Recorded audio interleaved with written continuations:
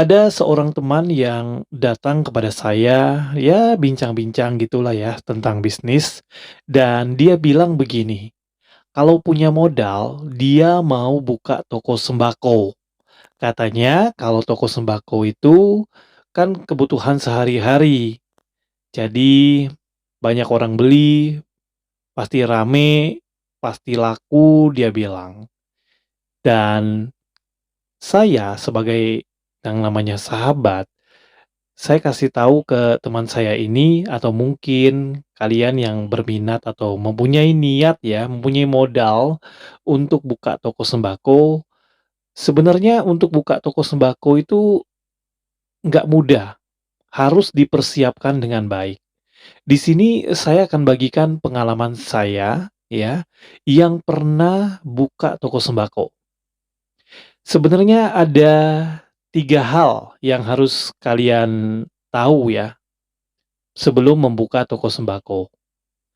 Memang dalam membuka usaha itu kita harus berpikiran positif, tapi harus berpikir juga kendala-kendala yang harus kita alami untuk membuka toko itu. Nah, kalau kalian mempunyai niat, mempunyai modal untuk buka toko sembako, yang harus kalian perhatikan ya, kalian harus cari lokasi atau kios yang atau pastikan kios tersebut bebas dari yang namanya tikus. Beneran. Karena menurut pengalaman saya, dulu ya pas buka toko sembako, ya kayak kalian gini, misalkan kayak teman saya ini, berharap laku, ya kan, berharap laku karena ini kebutuhan sehari-hari, pasti laku, pasti laris, ya kan, pasti cuan lah, ya. Itu salah besar, ya. Jadi, kios saya tuh dulu ya, banyak sekali tikus. Jadi ketika pagi-pagi saya pas buka toko sembako, itu tikus sudah gigit mie instan, sebut saja Indomie lah ya, nggak papalah saya sebut merek di sini karena mereknya juga udah terkenal, tanpa saya sebut pun udah terkenal ya. Jadi Indomie saya tuh digigitin tikus 2 bungkus, besoknya lagi 2 bungkus, kadang sebungkus, 3 bungkus, ya. Kadang-kadang tikusnya tuh main di deket telur, dia loncat, lari-lari, loncat, telur saya pecah beberapa butir. Itu udah rugi teman-teman, ya.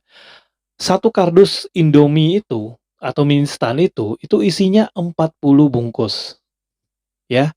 Kalau 1 hari dia gigit 1 bungkus, ya, itu setelah 10 hari, sebungkus sebungkus sebungkus sebungkus, udah 10 bungkus. Untungnya udah nggak ada, yang ada rugi, ya. Taruh aja misalkan modalnya Indomie itu 2.500, 10 hari udah 25.000 melayang, ya. Itu, satu yang harus Anda pastikan atau kamu pastikan sebelum buka toko sembako, pastikan bebas dari tikus untuk kiosnya atau tempatnya. Kemudian, yang kedua, jangan mentang-mentang menurut pikiran kamu, buka toko sembako itu pasti rame karena kebutuhan sehari-hari. Kamu ambil barangnya banyak banget, banyak banget, ya kan? Misalkan, kecap itu kan kebutuhan sehari-hari, ya kan? Buat masak, ya kan? Nah, kamu berpikiran nih, ya, kecap kan pasti laku, "Ah, saya ambil aja 10 karton." Tanpa kamu belum tahu nih bakalan laku atau enggak. Itu jangan. Karena apa? Karena sebuah produk itu ada masa kadaluarsanya. Kalau nggak laku, masa kadaluarsanya habis, udah, kamu pasti rugi. Buang itu barang, udah nggak bisa kepakai lagi, udah nggak bisa kejual lagi. Nah, itu yang harus kamu perhatikan ya, kadaluarsanya. Yang ketiga, permasalahan toko sembako ya. Sebelum buka kamu harus tahu ini.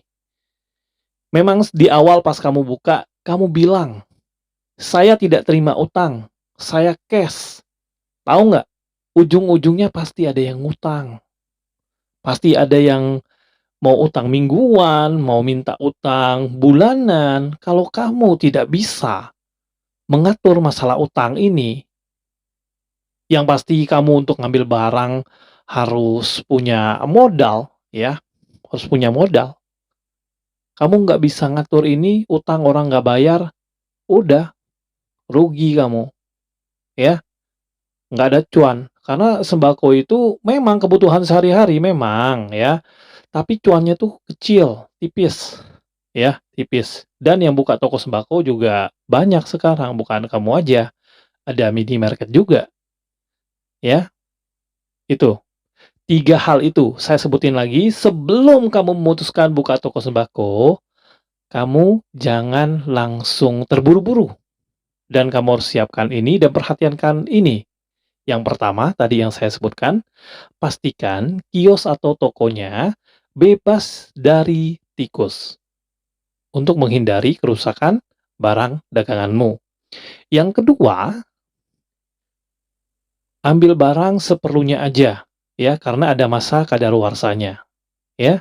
Yang ketiga, hutang harus ditangani dengan baik.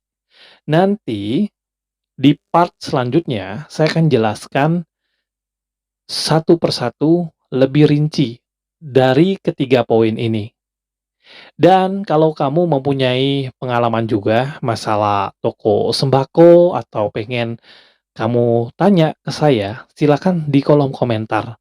Nanti saya akan bales lewat VT ya dan memberikan solusinya untuk kamu ya. Dan semoga hal ini dapat bermanfaat untuk teman-teman. Ini pengalaman saya dalam bisnis sembako. Kalau kamu punya pengalaman atau yang ingin ditanyakan, tulis saja di kolom komentar. Ya, semoga bermanfaat ya untuk teman-teman semuanya.